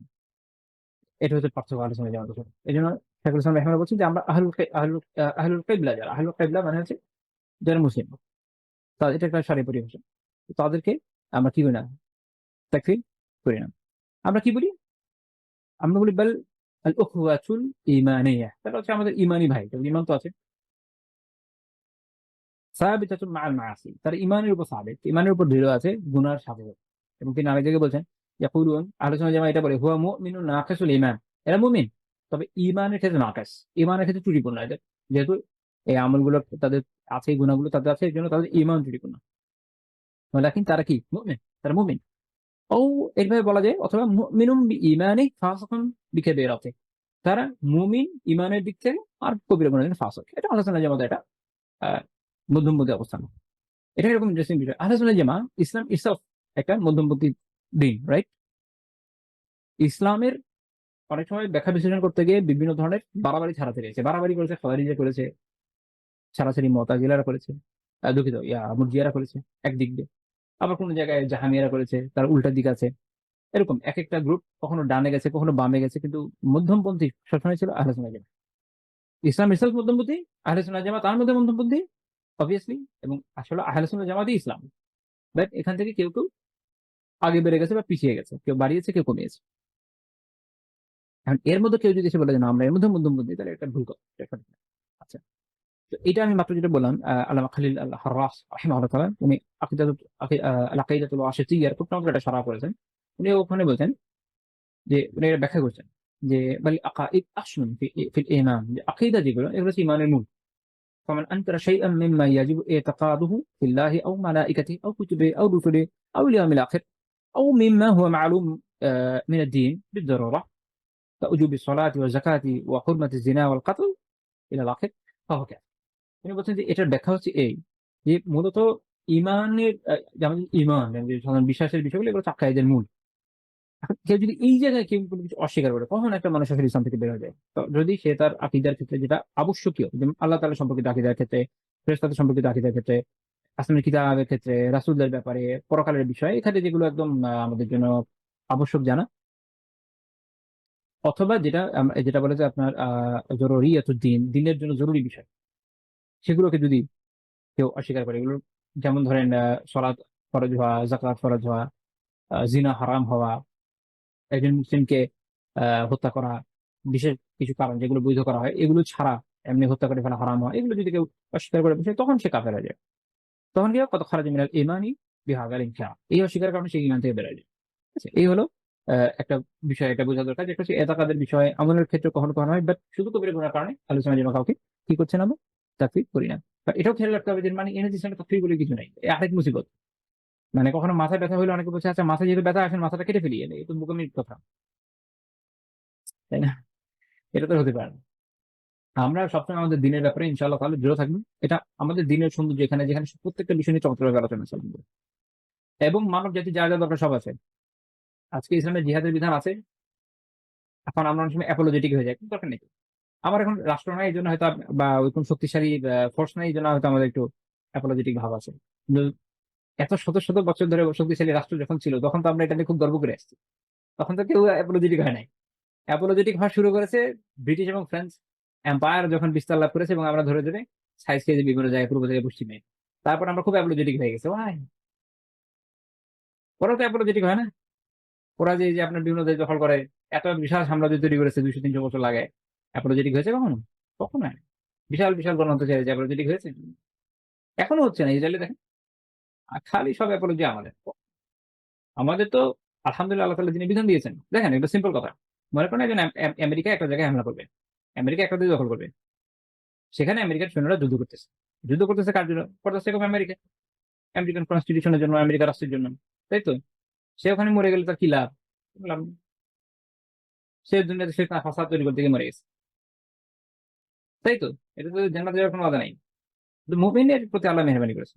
যখন হচ্ছে ইসলাম প্রচারের জন্য যে ফিসবিলিল্লাহ যায়, বা ইসলামকে দিফা করার জন্য, ইসলামকে রক্ষা করার জন্য, ইসলামী রাষ্ট্রকে রক্ষা করার জন্য, অথবা ইসলামী রাষ্ট্রের সীমানা বর্ধন করার জন্য, যে কোনো জন্যই হোক, সে লড়াই করছে আল্লাহ তাআলার ম্যান্ডেটে, আল্লাহ তাআলার ম্যান্ডেটে। এবং তার জন্য এই ওয়াদা আছে, সে যে যদি ওখানে রিবাতে যতদিন থাকবে সে যেন সওয়াব পাবে, সে যদি শহীদ হয়ে যায় এই জন্য জান্নাত পাবে। সো কোনটা অপরিহার্য হওয়া উচিত? যেটা আমরা অ্যাপোলজেটিক হয়ে যাই, কোনো দরকার নেই। আজকে যদি এই বিধান না থাকতো, ইসলামী রাষ্ট্র থাকতো, এখন মনে করেন বাংলাদেশ একটা ইসলামী রাষ্ট্র, কথা বলে ইন্ডিয়া করলো হামলা, আমরা বললাম যে না আমাদের ধর্মের জিহাদের বিধান একেবারে বসে থাকবেন, কি করবেন? তাই না? তখন তখন সবাই আবার খুঁজতো যে সে কোনো ওয়ে আছে বের করার, যে আমরা একটু লড়াই টড়াই করি না তোমার দেশটা দখল করে ফেলবে। আপনার একটা মজার গল্প, ঘটনা। আহ, আমার যদি খেয়াল আছে আলাবি শিয়াদের একটা খুব বড় মাপের ডিফেন্স অ্যাক্ট। এদের এক যুগে এদের একটা আকিদা ছিল এক সময় যে মাহাদি মুনতাযা যতদিন না আসতেছে ততদিন কোনো জিহাদ নেই। আর মাহাদি মুনতাযা এসে যদি গাছের ডালও ধরা দেয় ওটা তলার হয়ে যাবে। তো এদের একটা বড় বসতি ছিল হচ্ছে আপনার এখনকার সময়ের হিসাবে লেবানন, ওই সময়কে টায়ার সাম্রাজ্যের আশেপাশে, ক্রুসেডের সময় এগুলো কথা বলছি। তো এরা ক্রুসেডারদের অনেক হেল্প করেছে মুসলমানদের বিরুদ্ধে, কিন্তু নিজে কোনো যুদ্ধ করতো না। ওদের কথা হচ্ছে যে না আমরা জন্য লড়াইতে বুঝে না। এখন এদের দেশ মানুষ হামলা করতে দখল করে নিয়ে যেত, ওদের কিন্তু বিধান নাই। পরে একবার যখন তুর্কিরা অঞ্চল দখল করে, কেউ একজন ওদের সাথে একটু দুষ্টামি করে, গিয়ে বলে যে আমি মাহাদি মন্তজার, এবং তাদেরকে সবাইকে লাঠির ডাল দেয়, গাছের ডাল দেয়, যে যাও এটা নিয়ে জিহাদ করো। আচ্ছা এখন তো মাহাদি আসছে, এখন তো যাওয়া যায়। এখন চলে গেছে ওটা নিয়ে জিহাদ করতে গিয়ে, মাইর খেয়েছে, মরে গেছে। প্যাসিফিক এবং একই সাথে কি হাস্যকর বিষয় বটে, প্র্যাকটিক্যাল বিষয় বোঝা দরকার। ইসলাম তো এরকম হওয়া সম্ভব না যে ওই সময় একটা বিধান দিয়েছেন আল্লাহ তাআলা, বলেন যে আচ্ছা এখনকার সময় এই বিধান, আচ্ছা এই বিধান তোমরা আমল করো। এখন আজকে এত বছর পরে এসে এখন কি আবার নবুয়তের সিলসিলা তো শেষ, আর তো নতুন করে বিধান আসবে না? তো বিধান যখন আসে পরিপূর্ণভাবে আসে। হ্যাঁ, কেউ যদি ভুল ব্যবহার করে এটা তার সমস্যা। আল্লাহ তাআলা কোরবানি বিধান দিয়েছে, এখন কেউ যদি খাজা বাবার দরবারে কোরবানি দেয় তার সমস্যা। ভুলের জন্য বিধান বাধা হবে না। ওটা চিন্তা করতে গেলে আমাদের আকীদা খারাপ হয়ে যাবে, এটা খেয়াল রাখা জরুরি আমাদের। আচ্ছা, তাহলে আমরা এটা আলোচনা করলাম যে আহ কবিরা গুনাহ ক্ষেত্রে আহলে সুন্নাত জামাতের আকীদা, এবং আমরা এটা জানলাম যে আল্লাহ তাআলা চাইলে কবিরা গুনাহ করে কেউ যদি তওবা না করে মারা যায়, আল্লাহ চাইলে তাকে মাফ করে দিবেন। আচ্ছা, এখন এই ক্ষমাযোগ্য গুনাহ যেটা আমরা যে বলেছি কয় প্রকার, আমরা আগেই বলেছি, এটা হচ্ছে কবিরা, একটা কি সগীরা। এখানে একটা পয়েন্ট আছে যে কেউ কেউ এরকম মনে করেছেন যে গুনাহ আসলে সবই গুনাহ সমান সমান, গুনাহ সবই সমান সমান, কবিরা এবং সগীরা বলে কিছু হয় না, এরকম মত আছে। কিন্তু অনেক বড় বড় লোক থেকে আছে, নাম নাম নিচ্ছি না, বাট আছে। ইবনুল কাইয়িম রাহিমাহুল্লাহ তাআলা যেগুলো করেছেন মাদারিজুস সালিকিনে, উনি বলছেন কি ও দুনুব তানকাসিমু ইলা সাগাইর ওয়া কাবাইর নাসল কোরআন ওয়া সুন্নাহ। তিনি বলছেন যে গুনাহ এরা দুই প্রকার। কি কি? সগীরা গুনাহ এবং কবিরা গুনাহ। কি দিয়ে প্রমাণিত? এটা বিনাসল কোরআন ওয়া সুন্নাহ, কোরআন এবং হাদিসের নাস, হাদিসের না, সুন্নাহ হাদিসই বোঝানো ইউজুয়ালি। ফকির একটু ডিফারেন্ট চিন্তা করেন যে তো কোরআন এবং আয়াত এবং হাদিস দিয়ে এটা প্রমাণিত। ওয়া ইজমা ইস-সালাফি বিল ইতিবার, এবং সালাফের যে ইজমা সেখান থেকে এটা প্রমাণিত। যেমন উদাহরণ দিচ্ছেন ক্বালা আল্লাহু তাআলা, আল্লাহ তাআলা কি বলেছেন, ইন তাজতানিবু কাবাইরা মা তুনহাউনা আনহু, যদি তোমরাদেরকে যেসব কবিরা গুনাহ থেকে নিষেধ করা হয়েছে তা থেকে তোমরা তা বর্জন করো, তা থেকে বেরোতে থাকো, তা থেকে বিরত থাকো, নুকাফির আনকুম সাইয়্যাতিকুম, তাহলে আমি তোমাদের যে সাইয়্যা সেগুলোকে মাফ করে দেব। সাইয়্যা ইয়ানি তোমাদের যে সগীরা গুনাহ এগুলোকে মাফ করে দেবো। সূরা আন-নিসার 31 নম্বর আয়াত। আল্লাহ তাআলা এই জায়গায় সূরা নাজমের 32 নম্বর আয়াতে বলেছেন যে আল্লাযীনা ইয়াজতানিবুনা কাবাইরাল ইসমি ওয়াল ফাওয়াহিশ, যে কাবীরা গুনাহ এবং ফাহিশা অশ্লীল জিনিস থেকে বেঁচে থাকে। এখানে আল্লাহ তাআলা আলাদা করে দিলেন তো, তাহলে এটা প্রমাণিত। এছাড়া হাদিসেও এসেছে, অনেক লম্বা আলোচনা করেছেন, কয়েক পৃষ্ঠা ব্যাপী, ওটা আমি আনি নাই, জাস্ট যেটুকু আমাদের জন্য দরকার এটুকু। তাহলে আমরা বুঝলাম এটা এটা ভ্যালিড একটা ডিসকাশন অ্যান্ড ডিস্ট্রিবিউশন, আপনি তাকসিম করা, ভাগ করা, যেটাই বলেন। একটা হচ্ছে কাবীরা গুনাহ, একটা সাগীরা গুনাহ। কাজে কেউ যদি বলে যে না গুনাহ সবই সমপর্যায়ে, এটা ভুল কথা, এটা সঠিক না।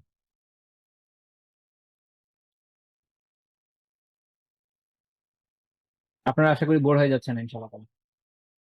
আচ্ছা, তারপরে আসেন, আমি আর খুব বেশি সময় নিব না। মানুষ খুব বেশি সময় কথা আত্মস্থ রাখতে পারে না। আমি চেষ্টা করবো শর্ট করতে আর একটু। তো আমি জাস্ট এর পরিচিতিতে যাই যে কবিরা এবং সগীরা গুনাহ যদি পরিচিতি আমরা আসি, কবিরা গুনাহ আসলে কি, খেয়াল রাখতে হবে দুইটাই গুনাহ, দুইটাই গুনাহ। তো আমি জাস্ট শুরুতে একটু বলে রাখি, ইভেন সগীরা গুনাহর মধ্যে হারাম আছে। আর এই বিষয়টা এরকম না যে হারাম শুধু হারাম হলে ওটা কবিরা গুনাহ হয়ে যায়, এরকম না। আমরা এখন সংজ্ঞাটা একটু দেখবো যে কবিরা গুনাহ কি এবং সগীরা গুনাহ আসলে কি। কারণ ওই যে বলেছি যে অনেকে মনে করে, যেমন মনে করে যে সগীরা গুনাহ মানে কি খালি মাকরু জিনিস, না, এরকম না। সগীরা গুনাহ মানে খালি মাকরু জিনিস না। তো ইভেন কবিরা যেটা হারাম, হারামও সগীরা গুনাহ হয়। এটা একদম প্রাচীন আলিমদের উদ্ধৃত সব। আপনি এটা না হলে অনেক কনফিউশন যাবে না, মানুষের মাথায় অনেক ধরনের কনফিউশন থাকে এবং পরে এটা নিয়ে ঘুরে যে তাহলে আমার এটা হারাম করে বলছে কি হবে। আচ্ছা, প্রথমে আসেন যে কবিরা গুনাহ কেটে বুঝি, তাহলে আমরা সগীরা গুনাহ বুঝতে সক্ষম হবো। ইমাম মুনাওয়ির রাহিমাহুল্লাহ তাআলা ফায়দুল কাদির ওনার খুব চমৎকার একটা বই, হাদিসের ব্যাখ্যা করবো। উনি এখন ওই সংজ্ঞা দিচ্ছেন কবিরা কি গুনাহ কি। এটা হচ্ছে কুল্লু যান, প্রত্যেক কেমন গুনাহ অক্তাবা শারে আলাইহি হাদ্দা, যার জন্য শরীয়ত প্রণেতা যার জন্য সাজার বিধান দিয়েছেন, ওয়াসারাহা বিল ওয়াঈদ আলাইহি, এবং এর জন্য সাজার কথা বলেছেন। আমি এরপরে দেখবো যে এই সাজাটা আসলে কি দুনিয়া এবং আখিরাতে, দুনিয়াবি এবং উখরাবি। অর্থাৎ আমি ব্যাখ্যা করে দিই একটু যে এমন গুনাহ, দুইটাই গুনাহ, কিন্তু কবিরা গুনাহ গুনাহ, সগীরা গুনাহ গুনাহ, পার্থক্য কোথায়? যেই গুনার ব্যাপারে দুনিয়াতে বা আখিরাতে, শাস্তির হুমকি আছে, দুনিয়াতে বলে দেওয়া হচ্ছে। এবং এটা আমি আবার ইয়ে করে দিচ্ছি, এটা হচ্ছে যখন আমি সগীরা গুনার ব্যাখ্যা করবো তখন আমি ইবনে আবিল রাহিমাহুল্লাহ তাআলা একটা উদ্ধৃতি দিব, তখন আরো ক্লিয়ার হবে। আমি জাস্ট একটু ব্যাখ্যা করে দিয়ে তারপর আগাচ্ছি। এভাবে বুঝেন, এটা একটা হারাম, এটা মনে করেন একটা হারাম। এই হারামটার বিষয়ে আল্লাহ তাআলা আমাদেরকে বলে দিয়েছেন, বা হাদিসে এসেছে যে এই হারাম করলে এই সাজা আছে তোমার জন্য। অথবা দুনিয়াতে এই শাস্তিটা নির্ধারিত, কেউ জিনা করলো, দুনিয়াতে তার জন্য হদ আছে নির্ধারিত, এটা কবিরা, ঠিক। আর যদি হয় এমন একটা গুনাহ দুনিয়াতে ওইটার সাজা, বা আখিরাতে ওইটার সাজা ওইভাবে ফিক্সড বলে দেওয়া হয় না খাস ভাবে যে এইটার জন্য এই সাজা, তখন আলিমরা বলেন এটা হচ্ছে সাগীরা। হ্যাঁ, এইটার উল্টা মানে এই বিষয়ে যেমন আপনারা জানেন যে চোখে জিনা ও জিনা, রাইট? দুইটার মধ্যে পার্থক্য কোথায়? চোখের জিনা এখন কেউ তাকালো, হ্যাঁ এটাও কিন্তু গুনাহ, হালাল বিষয় না, ওরা আরামের কথাই আসছে, কিন্তু এইটার জন্য দুনিয়াতে কোনো সাজা নাই যে তোমার চোখ ফুরে দিতে হবে, অথবা আখিরাতে এটার জন্য চোখ গেলে বের করে নিয়ে আসবেন আল্লাহ তাআলা। এই ধরনের আলাদা কোনো শাস্তির কথা কোনো আয়াতে বা হাদিসে সরাসরি আসে নাই। তা আলিমরা এটাকে কাউন্ট করেছেন সগীরার ভিতরে। বাট এটা তো হারাম, এটা কিন্তু হালাল না, হারামই। পার্থক্য বোঝাতে পেরেছি আশা করি। তো এই হয়ে কথা যে এটা হলো কাবিরা গুনাহ। কবিরা গুনাহ কতগুলো তাহলে? এইভাবে একদম স্পেসিফিকলি বলে দেওয়া, এরকম কবিরা গুনার সংখ্যা অনেক ক্ষেত্রে একটু কমই। ইবনে আব্বাস রাদিয়াল্লাহু আনহু একজন জিজ্ঞেস করেছেন আল কাবাইরু সাবআ, কবিরা গুনাহ কি 7টা নাকি? একটা হাদিস আছে সহিহ বুখারীতে, আপনারা জানেন যে আল্লাহ রাসূল সাল্লাল্লাহু আলাইহি ওয়াসাল্লাম 7টা বিধ্বংসী কবিরা গুনাহ থেকে বাঁচতে পেরেছেন। অনেকে মনে করেছে এটা মনে হয় এই 7টাই হবে, এর বেশি আর যাবে না, এরকম না। ইবনে আব্বাস রাদিয়াল্লাহু আনহু বলছেন যে ইয়া ইলা 70 আকরাম, 70টার মতো। ইবনে আব্বাস রাদিয়াল্লাহু আনহু বলছেন, এটা ইমাম আব্দুর রাজ্জাক সানাআনী রাহিমাহুল্লাহ তাআলা মুসান্নাফে উল্লেখ করেছেন। তো যাই হোক, অনেক কবিরা গুনাহ অনেক বই লিখেছে। এর মধ্যে সবচেয়ে লম্বা চড়া বই আমার ধারণা ইমাম ইবনে হাজার হাইতামী আল মাক্কি রাহিমাহুল্লাহ তাআলা লেখা আয-যাওয়াজির। এটার মধ্যে উনি 467টা কবিরা গুনাহ হিসাব করেছেন। বাট এটা সবগুলো একদম মোত্তাফাক আলাইহি না, সবাই একমত হয়ে গেছে এরকম না। মানে এমনও আছে, যেমন উনি এমন কবিরা গুনাহ দিয়ে দিয়েছেন হয়তো যেটা উনার দৃষ্টিভঙ্গিতে হয়েছে, বাট সবাই একমত হয়নি। ওটা কিন্তু সগীরা গুনাহ ব্যান, ইভেন ওটাও গুনাহ বা কোনো একটা হারাম উনি ওখানে নিয়ে এসেছেন। আবার কখনো এমন হয় যে কোনো আলিম হয়তো উল্লেখ করছেন যে এই বিষয়টা একটা কবিরা গুনাহ, যেমন একটা কিতাবে আমি একবার বললাম যে উনি লিখছেন যে চিংড়ি মাছ লবস্টার খাওয়া মাকরুহ তাহরিমি, মানে এটা তার হিসাবে এটা হচ্ছে কবিরা গুনাহ রাখেন। শাফি এবং হাম্বলীদের কাছে এটা তো কিনা হারাম না, হালাল জিনিস, তাহলে কবিরা গুনাহ কেমন হবে? এটা কবিরা গুনাহ। তো কিন্তু একটা বিষয় যখন হারাম হয় ওটা অ্যাসিড কবিরা গুনাহ। তারপর কবিরা গুনাহ তো যেতে পারে যদি এই শর্তের মধ্যে পড়ে। এখন আপনি দেখলাম এই জটিল কথা বলি, সেটা হলো এমন অনেক ইমাম যাহাবী রাহিমাহুল্লাহ তাআলা যে কিতাব আছে ওখানে আপনি দেখবেন যে অনেক অল্প ইমাম যাহাবীর নামে একটা কিতাব আছে বাদে আল কাবায়ের, 50-এর 55টা কবিরা গুনাহ আলোচনা হয়ে আছে। প্রথম কথা বলে রাখি, ইমাম যাহাবী রাহিমাহুল্লাহর নামে এটা সম্পৃক্ত হলেও মুহাক্কিক আলিমদের মত হচ্ছে যে এটা অ্যাকচুয়ালি ইমাম যাহাবীর কিতাব না। এটা সম্পৃক্ত করেছে কেউ, এটার মধ্যে অনেক বানোয়াট কথা আছে, জাল হাদিস আছে, এটা ওনার মতো ব্যক্তি থেকে আশা করা যায় না। এখন বলতে পারে তাহলে কি উনি লেখেন না? হ্যাঁ, ওনার নামে ওনার আসলে এটার উপর একটা বই আছে, তবে এর উপর একটা বই আছে, সেই বই বেশ মোটা বই। শেখ মাশহুর হাসান আলী সালমান হাফিজাহুল্লাহ তাআলা, উনার তাহকিকে এটা প্রকাশ হয়েছে আই থিংক 500-600 পৃষ্ঠার বই, বেশ মোটা সোটা বই। আমার কাছে ওটা পিডিএফ আছে, অ্যাকচুয়াল যেটা ওটা অনেক বড়। ঠিক আছে, তো যাই হোক, মনে করেন এই যে ছোটটাই ধরেন, এখন এইটার মধ্যে একটা বিষয় উল্লেখ নাই। এক লোক, এক ভদ্রলোক, তিনি তার কিতাবে লিখেছেন, আল্লাহ তার প্রতি রহম করুন, যাই হোক, তিনি তার কিতাবে এরকম কোনো একটা বিষয় বলছেন এটা কবিরা গুনাহ না কেন, এটা ইয়ে না, এটা হারাম না, ওয়াই? বিকজ ইমাম যাহাবী তার কিতাবে লেখেন, ইমাম যাহাবী ওখানে যদি লেখেও থাকে, ইমাম যাহাবীর কিতাব হয়ে থাকে, এটা তো কবিরা গুনার জন্য, আপনাকে উসুলে আসতে হবে।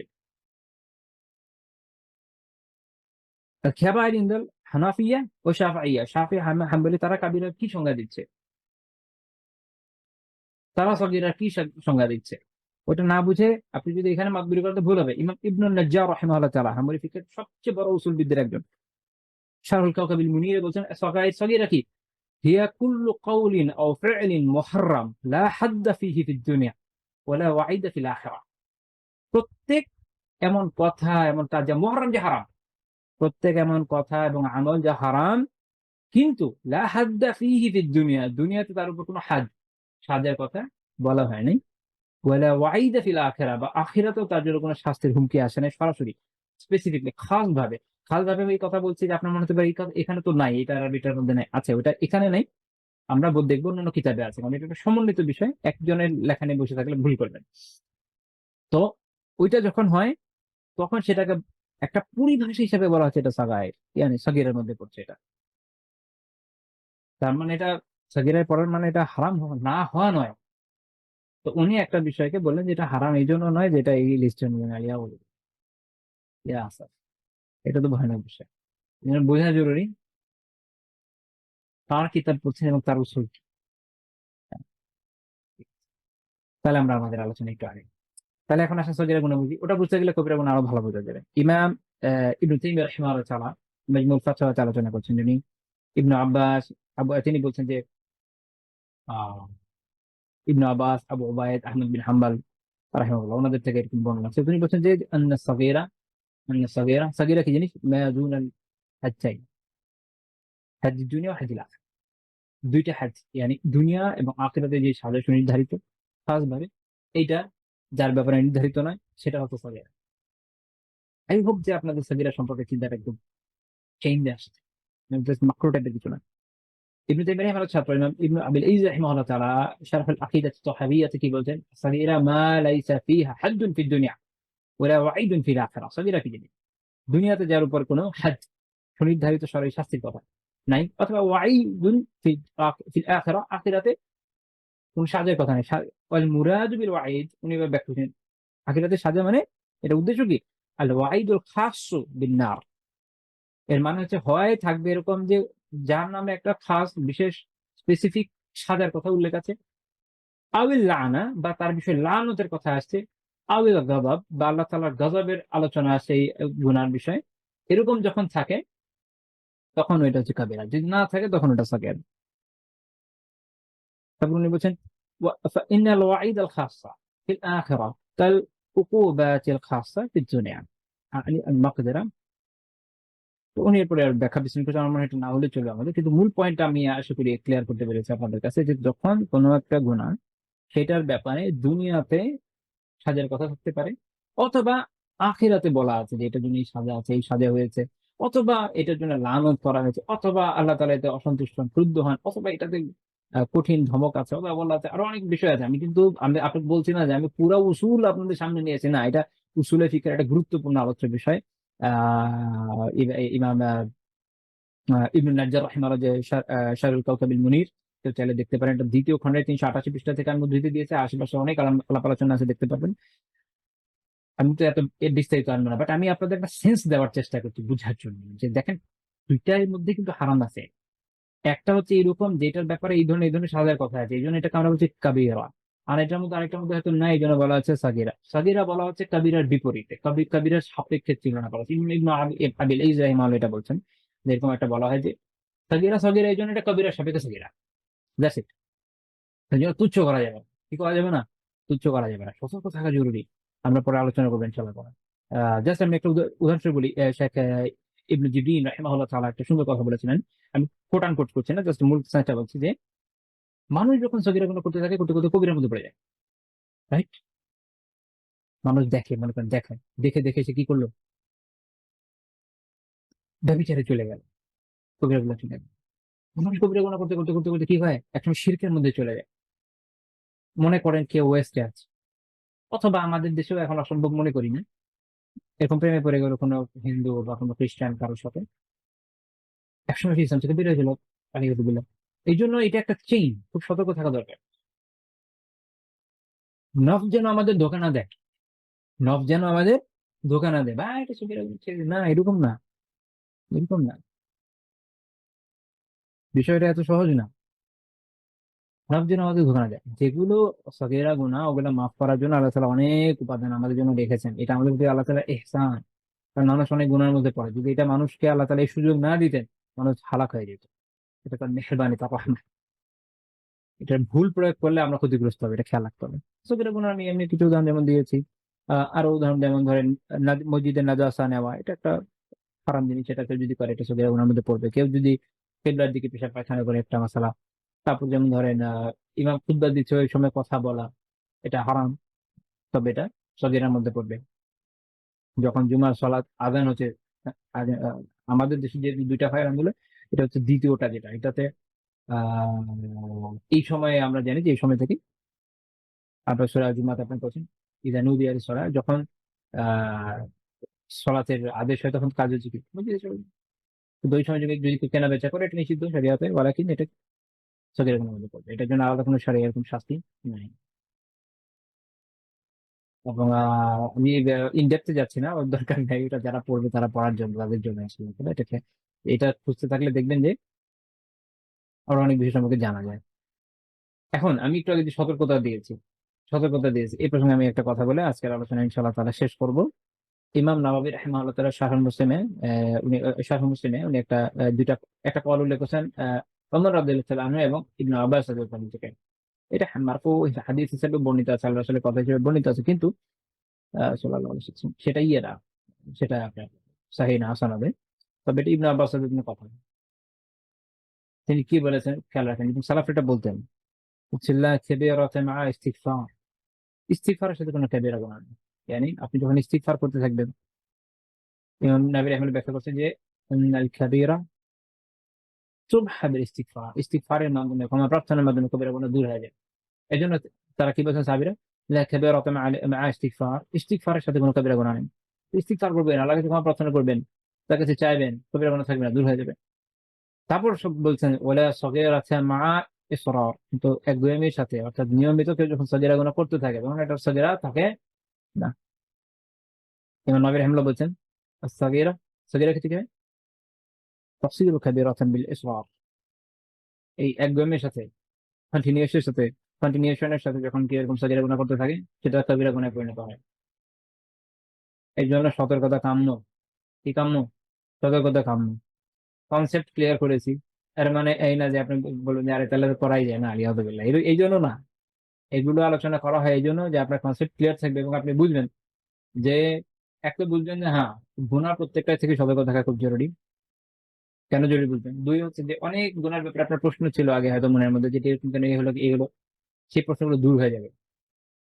আচ্ছা, এইটার জন্য আচ্ছা, আচ্ছা। তিন হচ্ছে তিন হচ্ছে সতর্ক থাকবে। সতর্ক থাকবেন, তাচ্ছিল্য করবেন না, ছোট মনে করবেন না। মুমিন গুনাহকে ছোট মনে করেন। মুমিন তো এইটা দেখে, ওই যে একটা কথা বলে আলিমগণ, যে এইটা দেখেন যে আপনি অবাধ্যতা পার করছেন, গুনাহ, মাসি, আল্লাহ তাআলার অবাধ্যতা, ছোট হোক বড় হোক, অবাধ্যতাই তো। আল্লাহ তাআলার অবাধ্যতা করবেন। আবার আমি এটা আবার খেয়াল করে দিচ্ছি, কিন্তু ছোট মানে কি, এটা একটা পারিভাষিক শব্দ জাস্ট। হারাম তো হারামই,